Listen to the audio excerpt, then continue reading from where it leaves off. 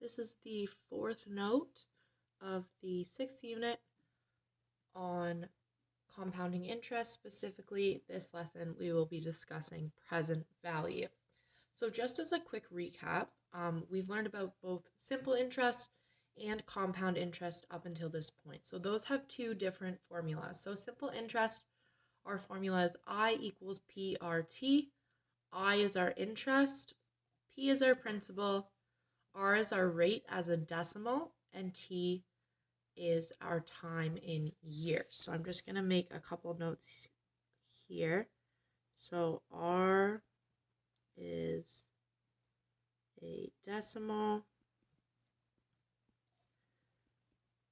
T is time in years. So those are the specific things that we need to make sure that we have as part of our formula when we're using it.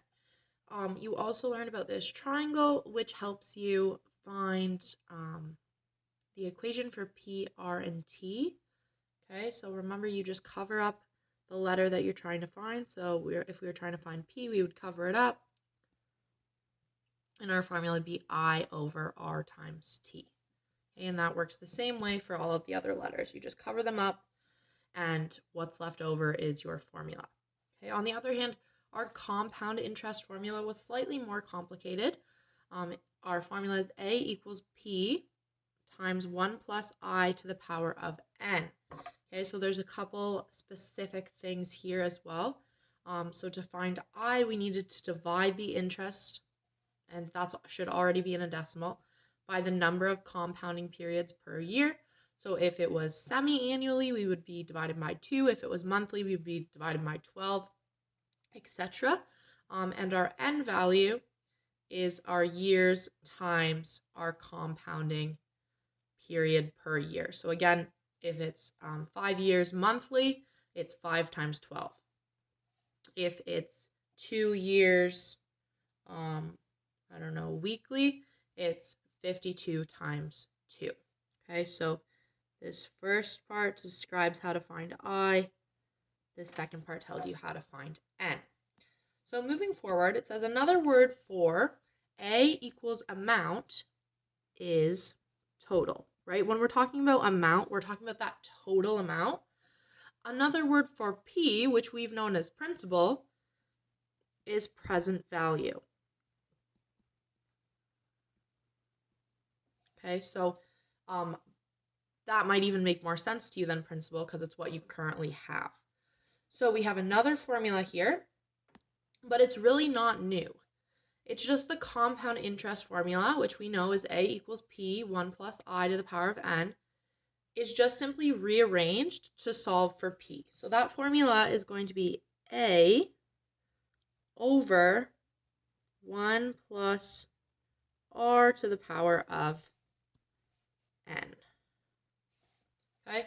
Or if we wanted to write that with a negative exponent, you should know how to do that.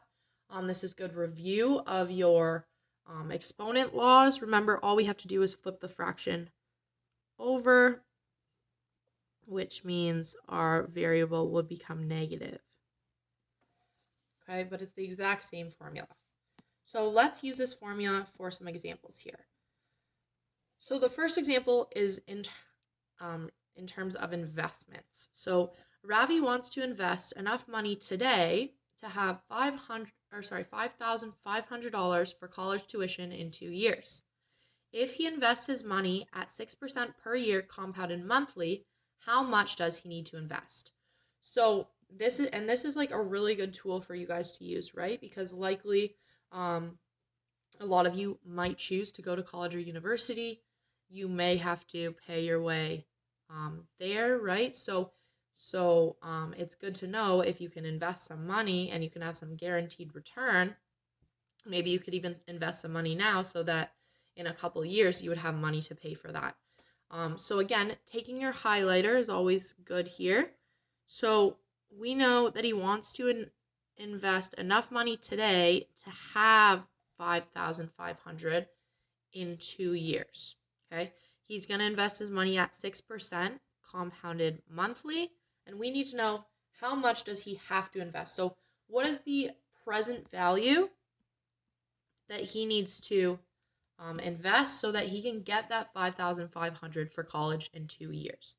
So again, lining up your variables on the left-hand side, writing out what each of them is equal to. So the amount, remember A, another word for A is total. So the total amount that we want to have is $5,500. Our interest is 6%, so that as a decimal is 0.06. But remember, this is a compounded investment, so we need to divide by the amount of compounding periods. Because it's monthly, we have to divide by 12. So that's 0.005. N, so he wants this amount of money in 2 years. And again, we need to, N is the amount of compounding periods, so we need to multiply by the amount of periods per year, which is going to be the same number as under I there, which is 12. So our N value, our number of compounding periods, is 24. Once we're at this point, all we're doing is substituting. So we have our variables listed there. When we see those variables, we're just filling them in. So our formula is A over, so our A amount is 5,500 over 1 plus I to the power of N. So just making sure that you're using BEDMAS correctly here. Okay, brackets first. Whoops. Brackets first, so we have to add those together. And I did too many zeros there. There we go, to the power of 24. Okay, next would be our exponents. So we're just leaving that 5,500 alone till the very last step.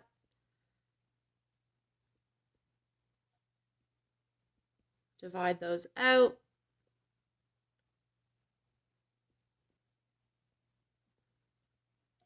Okay, so our present value that we need to invest in this situation to get to 5,500 in 2 years is $4,879.52. So again, always a good practice to work on your therefore statements because you have to understand what you actually solved for. So Ravi should invest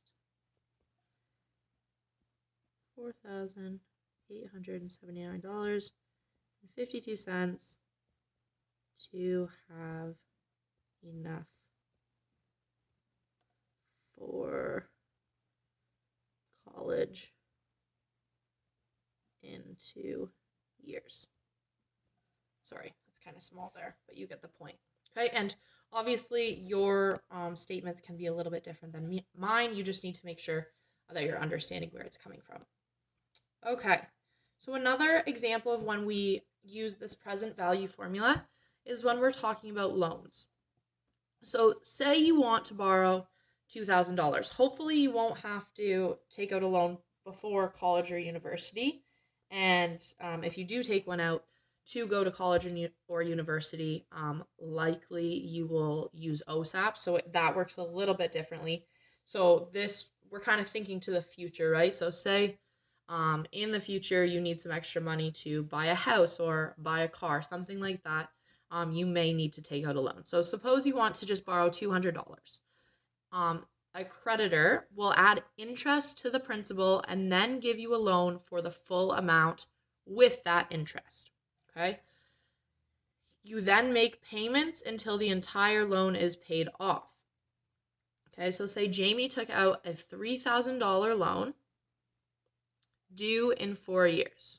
Okay, so he needs to pay that back in 4 years. The interest rate is 5.7%, compounded semi-annually. How much should Jamie's creditor be willing to accept to pay off the loan today? So it's due in 4 years. Our above sentence here tells us that he's actually going to give him an amount with that interest. So we need to figure out what that total amount will be with the interest. Okay, so even though this note is on present value, this question is actually telling us how much we're presently getting, and we need to figure out the total amount. So again, start by highlighting the information and then filling it in on your left side, well, wherever you want, but I have always been doing it on the left side with those variables. So we know the present value, right, or the principal that we're taking out is $3,000. Okay, the A is the total amount, which we actually don't know, right? We need to figure out what that total amount is with interest so that we can just pay this loan off right away. Or likely you're not going to pay the loan off right away, right? Because if you need the loan, you're not going to have the money to pay it back. But it's kind of nice to know if you're taking out a loan, this might not make too much sense to you. If you're like, okay, I have this money, I have to pay it back in 4 years, this is the interest rate, and this is how much it's compounded. You might just be like, oh, okay, yeah, I'll be able to afford that. But it's nice to be able to know exactly how much money you are going to have to pay off in 4 years, right? So this is a really, really good tool to use in your future. So math, I know some of the math we've done is you're definitely not going to use as much, but this is something that you could definitely use to help yourself out in the future. Okay, so our I value, again, is our percent as a decimal. So we divide by 100 or move the decimal 2 places to the left. Remember, we have to divide by how many compounding periods each year. So semi-annually means twice a year. So our decimal changes to 0.0285. Our N value is the amount of years. So 4 years and twice each of those years. So we multiply by 2 and we get 8. Okay, so this one's going to look a little different because we have P, we're actually solving for A. What I want you to do is, again, think of this as substitution. So same thing as before, but this time we know P. So P is 3,000, so you're just filling it into your original equation. 3,000. A is just going to be A because we don't know what it is. Okay, on the bottom, we have 1. It's always 1 plus our decimal to the power of n. Okay, again, following BEDMAS here, so we need to so you do 1 plus 0.0285 to the power of 8. You'll get 1.2521. Okay, so at this point, we just have to think about this as solving equations. Okay, so obviously here the variable that we're solving for is not already isolated like it was up here, right? We had P equals, so we didn't have to move anything around. In this case, we don't have like A equals an equation, right? So we have to do some work to isolate A. So this is going back quite far, but you should remember to solve equations. You've been doing it since grade 9, probably earlier actually. We need to get rid of A. And in order to get rid of A, we're going to use opposite operations. So if A is divided by this 1.2521, the opposite of division is multiplication. So I need to multiply by that same number. When I do that, these two values will equal 1. So I'm just going to simply cancel them out. But what I do to one side, I have to do to the other. So I also need to multiply this 3,000 by that same number. Okay, and again, this is just basic equation solving. Okay, when I multiply 3,000 by 1.2521, I get $3,756.26, and all I'm left with on my right-hand side is A. Okay, so remember that A value includes interest. So that means if he wants to pay off the loan today, he would have to pay $3,756.26. Okay, so that is the amount with interest. Okay, so that's the amount that he would pay off on his loan. So if we wanted to know how much interest is made on this loan, we take our total with interest and we subtract our initial amount or our principal. And that means that just for taking out this loan, Jamie is going to end up paying $756.26 in interest. And again, interest is because people don't want to just give you money, right? So it benefits them as well. So this creditor is fine with giving you money, but he or she is going to end up making money as a result.